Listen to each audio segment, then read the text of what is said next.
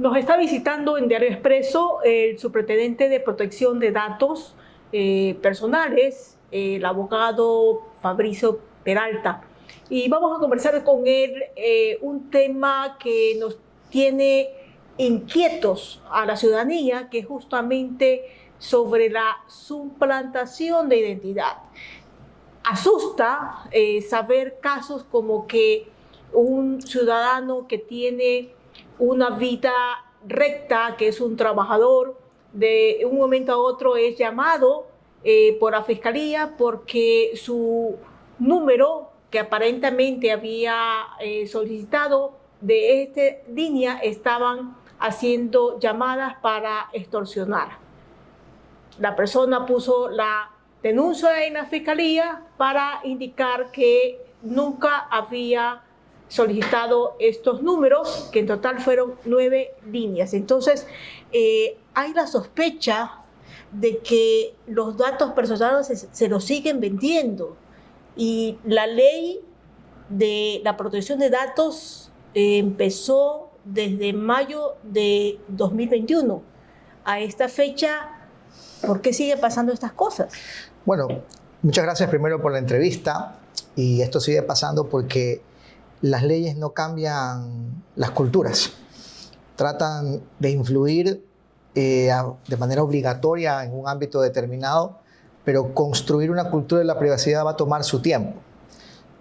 Hay que recordar además que muchos datos personales nuestros circulan de forma amplia porque han venido circulando ya desde hace tiempo atrás, y frenar aquello, sobre todo cuando estamos en entornos tecnológicos, es realmente complicado. Pero inclusive antes de la vigencia de la ley, que como usted bien señala está en rigor desde mayo 26 del 2021, ya existe en el Código Penal, y esto es motivo de otra órbita de acción que no le corresponde a la superintendencia, pero existe en el Código Penal un tipo penal que es el artículo que está tipificado en el artículo 178 y que se refiere a la violación de intimidad. Y si se me permite leer, este artículo que dice: la persona que, sin contar con el consentimiento o la autorización legal, acceda, intercepte, examine, retenga, grabe, reproduzca, difunda o publique datos personales, entre otras conductas que están allí tipificadas, será sancionada con pena privativa de libertad de 1 a 3 años. Pero el problema es complejo, porque dar con la fuente o el origen desde donde se filtran este tipo de información es realmente complicado, O sea, es una labor complicada incluso para la Fiscalía General, que está llamada a investigar el delito y buscar en su caso que se sancione a quienes incurren en él. Entonces nos va a costar mucho tiempo, como decía yo al comienzo, empezar a cerrar estas brechas que se han dado por malas prácticas que son, digamos que extendidas a nivel empresarial y también a nivel gubernamental. Se ha pensado siempre que los datos personales son casi que activos intangibles de las organizaciones, públicas o privadas, y que por ende con tales datos se puede hacer lo que a esas organizaciones les convenga. Y esto no es así. La Ley Orgánica de Protección de Datos Personales viene a cambiar ese paradigma y hace que los derechos de los titulares, que somos nosotros, usted, yo, cualquier persona que me esté en este momento viendo, cualquier persona natural es titular de datos personales. Entonces, se centra en los derechos que tienen los titulares sobre sus datos. Pero la ley tampoco le dice exhaustivamente a los responsables, encargados o terceros del tratamiento de datos personales cómo tienen que específicamente proteger tales datos personales y tratarlos de manera debida. Da unas grandes directrices, sienta unos principios generales para que sobre la base de esas directrices y principios los responsables y los encargados comiencen a replantearse sus procesos internos y tengan como centro la protección debida de los datos y por ende de la privacidad de las personas. Correctamente usted indicó que una ley, por hecho de estar vigente, no da ya por sentado que se cambia una cultura. Pero ya contamos con una superintendencia que entiende que debe estar trabajando para que se cambie esa cultura. Y cuando estamos hablando de ese cambio de cultura, ¿qué es lo que falta por hacer? Falta mucho por hacer, pero va a haber una aclaración. Yo me posesioné ante la Asamblea Nacional el 23 de abril del 2024. Desde el 2021 que la ley se dictó hasta el 2024 no existía ni superintendente ni superintendencia. Es decir, superintendencia sí, creada en la ley, pero no existía superintendente designado, que era la persona que estaba llamada a echarla a andar. Me posesiono el 23 de abril del 2024 y el presupuesto me lo asigna el Ministerio de Economía y Finanzas a mediados de septiembre del 2024. Es decir, durante casi 5 meses yo estuve trabajando solo y básicamente conversando, negociando con el Ministerio de Economía y sus funcionarios para que nos asignen el presupuesto que necesitábamos para poder comprar equipos, contar con una oficina y básicamente tener funcionarios públicos que requieren que se les paguen unas remuneraciones. Sin presupuesto no funcionábamos. Creo yo que de septiembre para acá hemos hecho mucho con poco, porque la superintendencia ha emitido una serie de resoluciones desde que está en funciones efectivas que han venido a esclarecer el panorama normativo en el ámbito de protección de datos personales del Ecuador. Pero ciertamente nos falta mucho por hacer. Ahora, hay una cuestión importante, pero es una cuestión que deben tenerlo en cuenta todos los lectores del diario y quienes también están visualizando esta imagen en este instante. La institución tiene 33 funcionarios. De esos 33, 9 nada más, están repartidos en 3 intendencias generales, 3 por cada intendencia, considerando cada uno de sus, líderes, que son los intendentes generales. Intendencia General de Regulación, Intendencia General de Control y Sanción y la Intendencia General de Innovación Tecnológica. Entonces, en la de Control y Sanción, que repito, solo tiene 3 funcionarios, comenzando por su intendente general y 2 especialistas, estamos saturados, porque tenemos nosotros que hacer investigaciones que eventualmente pueden derivar en sanciones. Porque hay mucha gente que pide, clama, no, sancionen ya, sancionen, ¿qué esperan para multar? Es que no es tan sencillo, porque primero hay que hacer investigación, primera cosa. Segunda cosa, nuestros medios son limitados. Tercera cosa, hay que seguir por encima de todo un debido proceso, porque no se trata de que aquí uno asume el rol, vamos a decirlo de una manera un poco gráfica, de sheriff en el viejo oeste, ¿no? Que entra a repartir bala y con eso llamar la atención de la gente para convertirse en un héroe. No, hay un debido proceso que debe ser precautelado, porque la Constitución nos obliga a aquello y todos tienen derecho a un debido proceso. Y además porque según la ley ecuatoriana, la ley de protección de datos del Ecuador, antes de entrar a sancionar hay que dictar medidas correctivas. Es decir, la superintendencia no puede pegarse el salto de dejar de lado las medidas correctivas e ir directamente a la sanción. Y es una cuestión que viene diseñado así en la ley, que yo lo considero un defecto, por cierto, y que ya en su momento, cuando el Contralor General del Estado presidió la función de transparencia y control social, presentamos nosotros a través de la función de transparencia y control social, lo mismo que los demás integrantes de esa función, un proyecto de ley tendiente a que, obviamente en la Asamblea Nacional, porque es la competente para reformar las leyes, en este caso, se considere la posibilidad de que dejemos las medidas correctivas instituidas, sí, pero que eso no impida que se dicte directamente una sanción. Y es precisamente a lo que no queremos llegar, sobre todo en esta fase inicial, porque como no hay una cultura de la privacidad, imponerla a punta de sanciones puede ser contraproducente. No obstante, sí estoy convencido de que en algún momento no va a quedar más remedio que eso que yo he llamado la pedagogía de la sanción.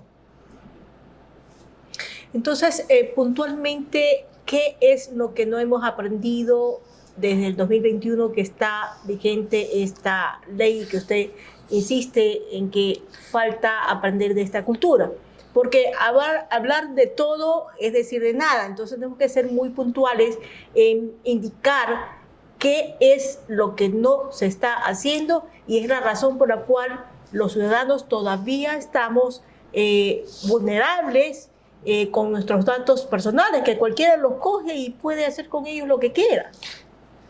La Ley Orgánica de Protección de Datos del Ecuador tiene una matriz evidentemente europea. En Europa existe el Reglamento General de Protección de Datos, que ha servido como norma de inspiración para la nuestra.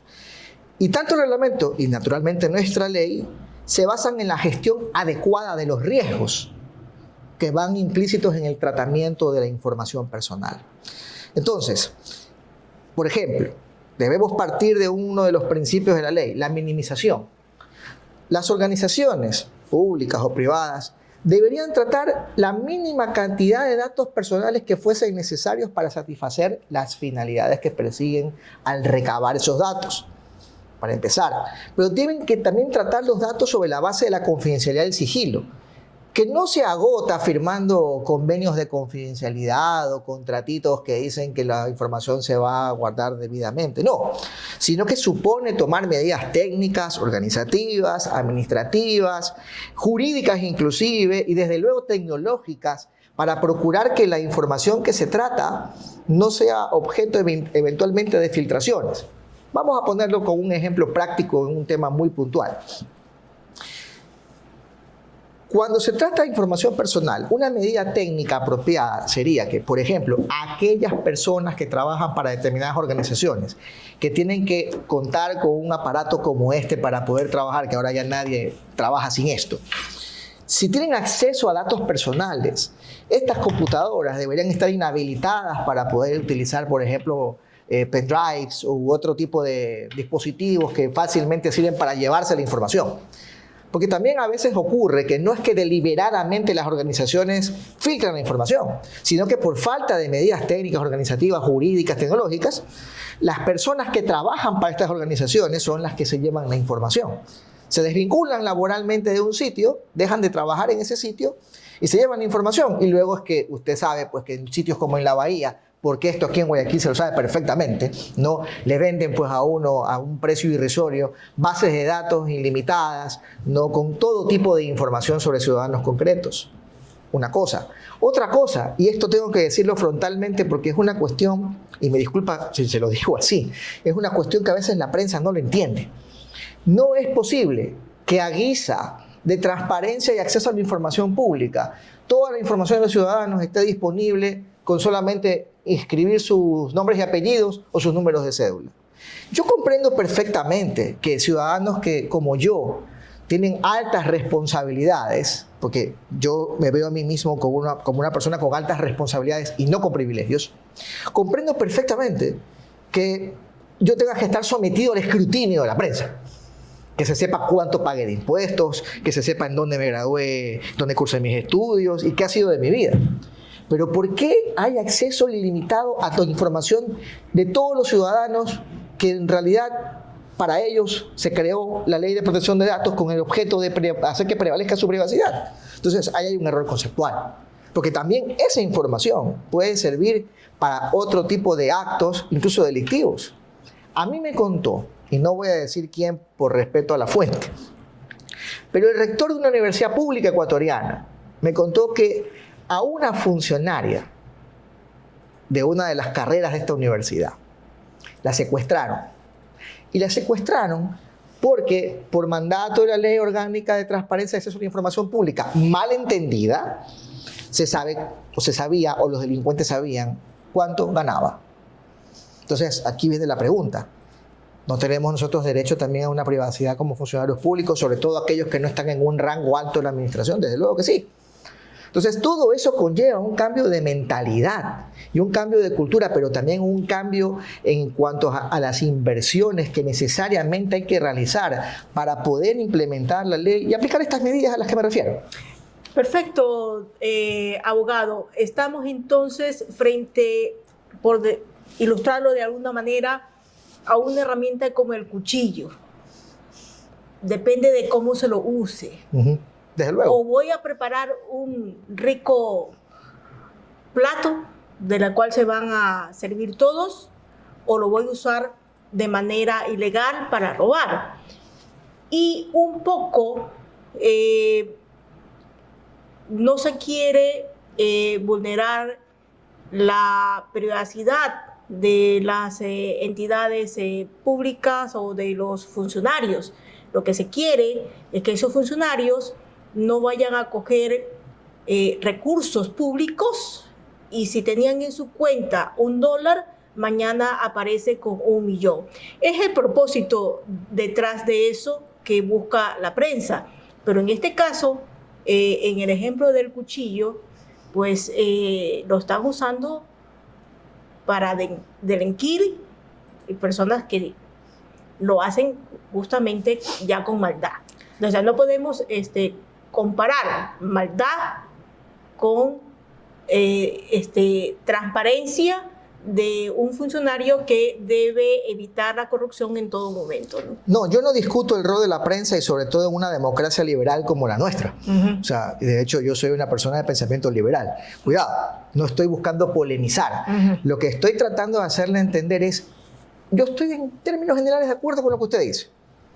Pero ¿por qué yo tengo derecho, que usted no está, digamos que, en un puesto público? ¿Por qué tengo yo derecho a saber cuánto usted pagó de impuestos?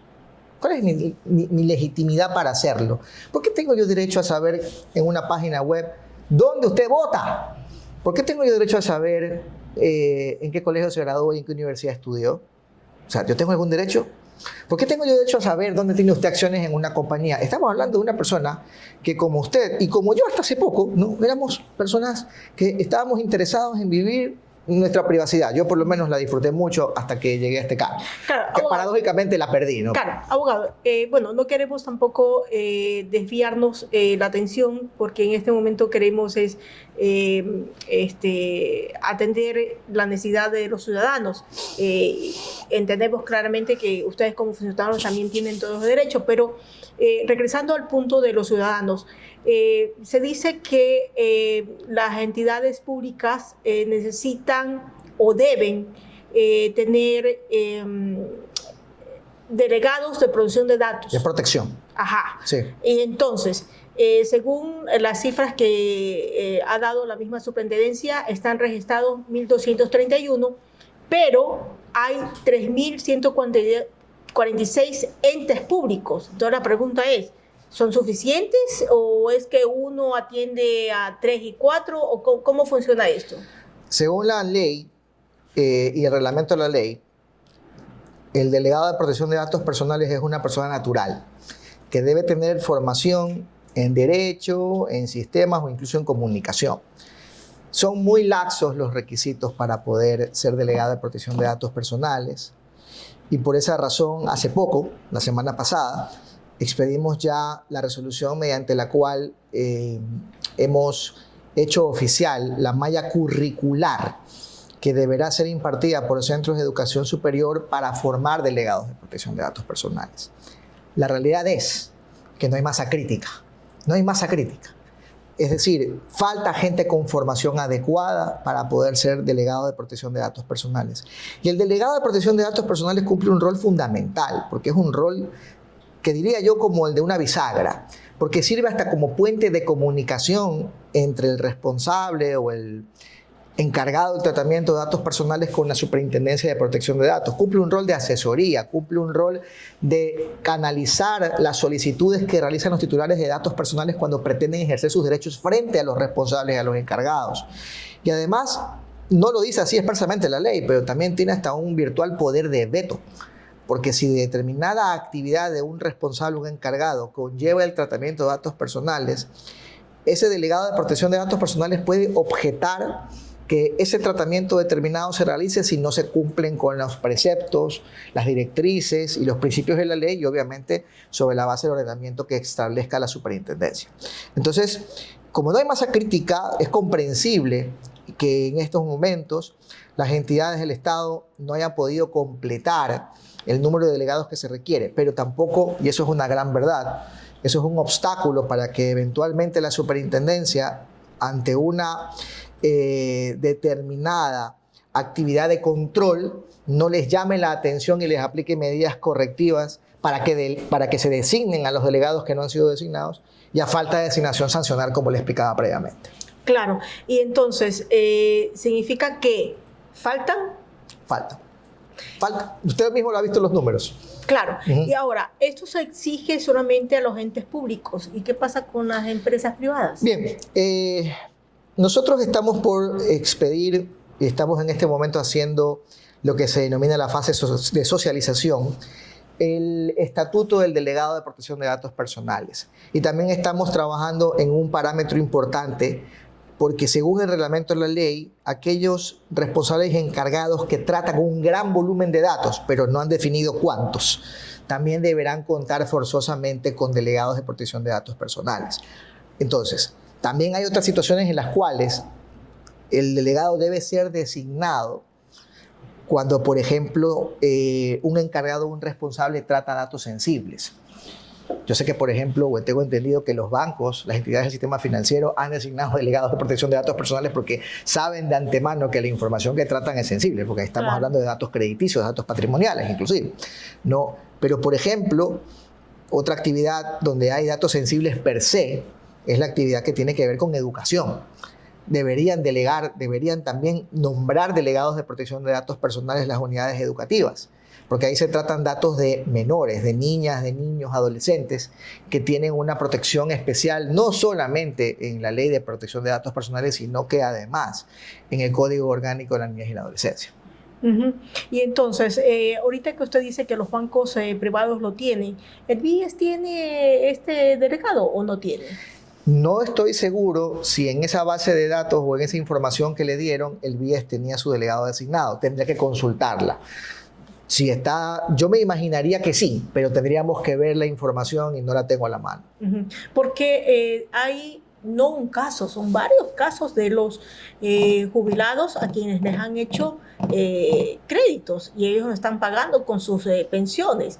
Y lo que es más grave, también han tenido acceso a los fondos de reserva y de cesantía de trabajadores activos. Entonces, ¿de qué estamos hablando?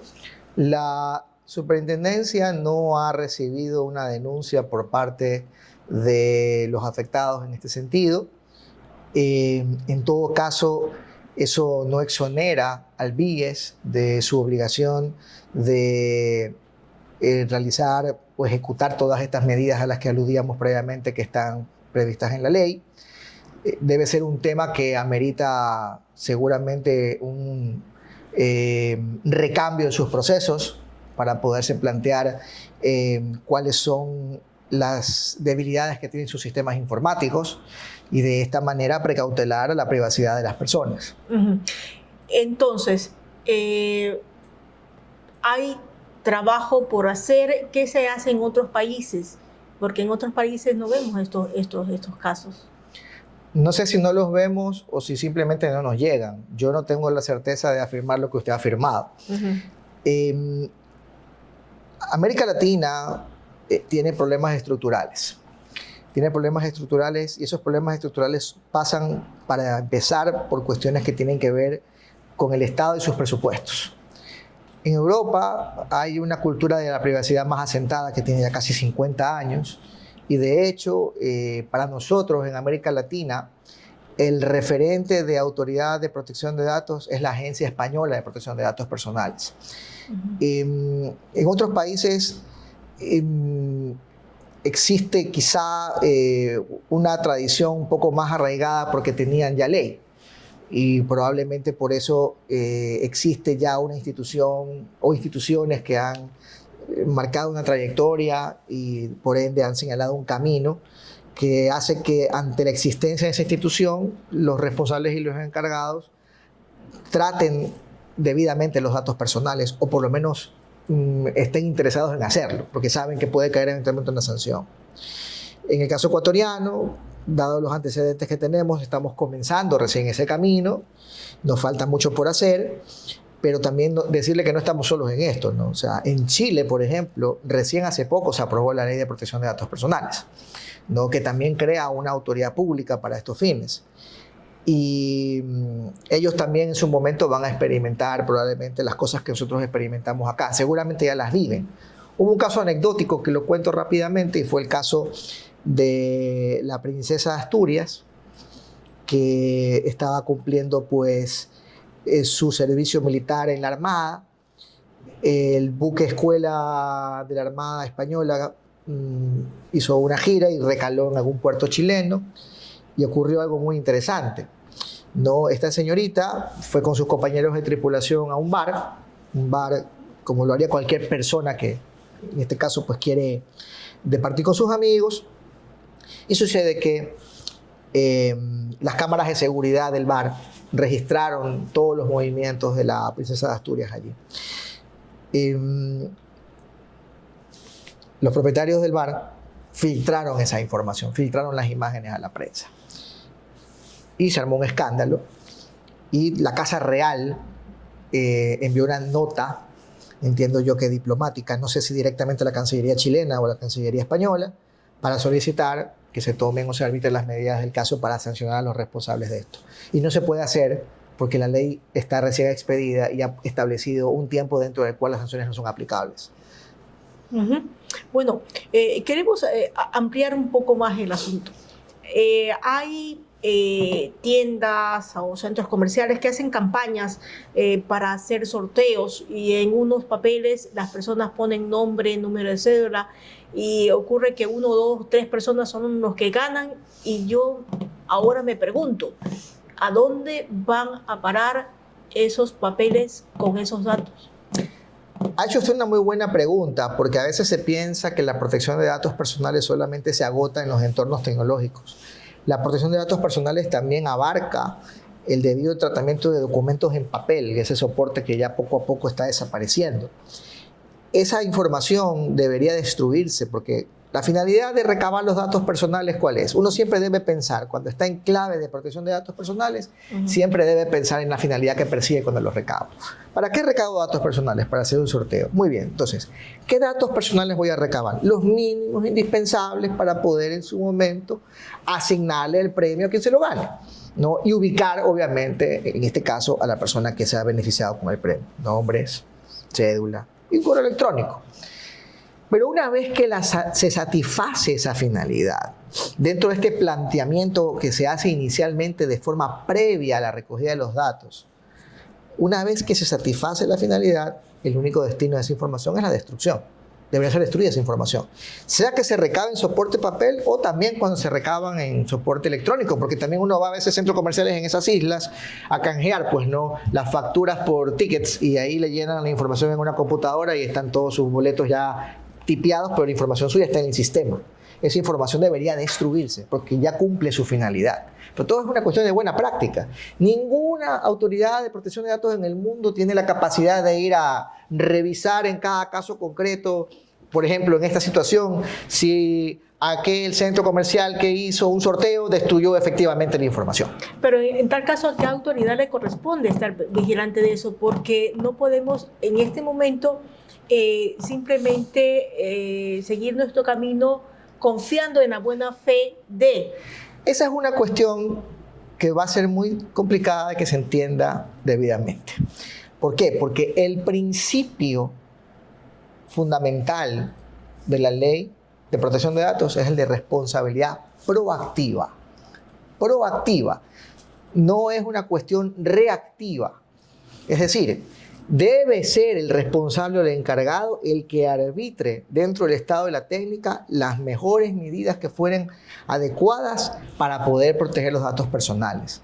No se puede pretender que una institución como la nuestra, que tiene 9 funcionarios en la parte sustantiva, porque los demás funcionarios brindan un valioso aporte, pero son los que dan soporte a la institución, soporte interno a la institución. No se puede pretender que una institución con 9 funcionarios, o que mañana tenga 100 o 200, lo que se pueda, vaya a poder tener controles exhaustivos. Eso es quimérico. Por eso es que la ley parte de la responsabilidad proactiva. Evidentemente, si se vulneran los principios, si se vulneran las normas y hay una denuncia de por medio, la superintendencia actúa y si determina responsabilidades, pues ya sabemos lo que viene, ¿no? Medidas correctivas en su caso y si no, sanciones. Usted dijo hace un momento de que no se habían puesto las denuncias en la superintendencia. Entonces, para que los ciudadanos se puedan estar al tanto, ellos han puesto la denuncia solamente en la Fiscalía. ¿La deben poner también en la superintendencia? Desde luego que sí. Lo pueden hacer a través de nuestros canales electrónicos. O sea, tenemos un portal web bastante funcional, muy básico, pero muy funcional. Y pueden hacerlo para que nosotros podamos arbitrar eventualmente una investigación. No tenemos oficinas más allá de Quito, solo tenemos oficina en Quito, estamos en la plataforma gubernamental financiera sobre la avenida Amazonas, Para aquellos que quieran eventualmente acudir de forma personal a llenar el formulario correspondiente, lo pueden hacer, pero también se lo puede hacer a través de medios electrónicos. Hubo una entrevista que hicieron ayer a uno de los intendentes de la superintendencia y él se refirió del reglamento que se está trabajando con Arcotel para esto de que no se activen fácilmente estos chips de los teléfonos, o que se puedan comprar incluso equipos con datos robados. Esto de aquí, creo que esta ley o esta norma tiene que estar lista hasta agosto. ¿Ustedes están pendientes también de esto? Estamos participando en la mesa técnica y esto lo hacemos por orden de la Corte Constitucional, que le dispuso a Arcotel llevar adelante mesas técnicas para establecer la normativa que permita, y siempre lo voy a decir, lo mejor dicho, lo voy a añadir, dentro del marco de la Ley Orgánica de Protección de Datos Personales, que permita disponer de mecanismos para poder verificar de una manera más efectiva la identidad de quienes adquieren eventualmente planes telefónicos móviles. Y estamos participando activamente. ¿Se ha emitido ya un reglamento sobre esto? No hasta esta semana no se ha emitido todavía nada. Ha habido mesas técnicas y yo me imagino que el funcionario al que usted alude es René Orbe Pacheco, que es el Intendente General de Control y Sanción, que es quien ha estado acudiendo junto con funcionarios de la superintendencia a las discusiones en mesas técnicas para dar el reglamento. Pero se va a buen tiempo, va a estar el reglamento justo dentro del tiempo de 6 meses que dio la Corte. Debería estar, porque además, si no lo estuviese, se incurriría en este caso en un incumplimiento de una sentencia dictada por la Corte. Eso tiene eventuales consecuencias también, no puede ser destituido a los funcionarios. Muy bien. Durante toda la conversación usted ha señalado algunas falta de personal, falta de presupuesto, falta de cultura. Entonces, dentro de toda esta coyuntura, puntualmente, ¿qué le correspondería al gobierno darles para que ustedes puedan hacer un mejor trabajo? Hemos mantenido muy buenas relaciones con la función ejecutiva del Estado y hasta ahora siempre hemos tenido apertura. La respuesta a su pregunta es muy fácil: necesitamos recursos, eso indudablemente. Pero también estamos conscientes nosotros de que las necesidades estatales a veces tienen otras prioridades. Yo debo destacar que por lo menos en los momentos iniciales de mi gestión, cuando recién estaba yo solo, hubo bastante apertura por parte de los funcionarios de la función ejecutiva. Y al menos a nivel del Ministerio de Economía y Finanzas, y por la experiencia de otras personas que también en su momento les ha tocado fundar instituciones públicas que me lo contaban, conseguimos el presupuesto en tiempo récord. Claro, no era lo que queríamos, ¿no? Porque queríamos más, porque las necesidades son ilimitadas. Y ahora nosotros nos aprestamos a que la institución crezca, porque estamos todavía trabajando con esto que se llama estructura de arranque, que es esta estructura pequeña, pero debemos crecer un poco. Y para crecer se requiere presupuesto. Y solicitamos al ministro de Economía, que en ese momento estaba de titular, don Luis Alberto Jaramillo, solicitamos un presupuesto ya establecido, algo más de $3 millones. Pero hubo este cambio a nivel de gabinete. El ministro Jaramillo regresó al Ministerio de Comercio Exterior, si no me equivoco, y Producción. Y ahora pues hay una nueva titular con la que no hemos tenido todavía la oportunidad de dialogar. Pero todo se resuelve con un diálogo. O sea, estoy siempre presto a una conversación, pero desde luego las superintendencias en general, no solo la que yo en este caso encabezo, siempre tienen que pasar por el Ministerio de Economía para pedir recursos que les permitan hacer gestión. Y eso es lo importante aquí. Eso es lo importante. Por supuesto. Y entonces, ¿cuál es su compromiso con la ciudadanía frente a este problema que nos preocupa y nos aterra? Mi compromiso con mis conciudadanos, que yo también soy ciudadano, mi compromiso con mis conciudadanos es, dentro de nuestras limitaciones en cuanto a recursos y personeros, arbitrar o diligenciar las investigaciones que fueren del caso, siempre en el marco del debido proceso, para poder propender a que se adopten las medidas adecuadas que garanticen o afiancen el derecho de protección de datos personales. Y además, si esa fuese la consecuencia, en caso de determinarse ante una denuncia presentada por un ciudadano que ha habido alguna responsabilidad, pues establecer las medidas correctivas del caso y, por último, si esas medidas correctivas no son acatadas, pues ir hacia el procedimiento sancionatorio correspondiente. Muy bien. Bueno, queremos agradecer la visita aquí del superintendente y queremos también animar a los ciudadanos que han puesto denuncias sobre suplantación de identidad, que nos cuenten sus casos. Diario Expreso no quiere quedarse solamente en informar el caso, sino que podamos también informar la solución. Y es una de las razones por la cual las autoridades van a ir poco a poco dando sus entrevistas y dando su punto de vista, que es importante, y todos poder remar hacia una verdadera solución donde nuestros datos personales no sean vendidos fácilmente en la bahía, como lo acaba de señalar en la entrevista el abogado Peralta. Muchas gracias.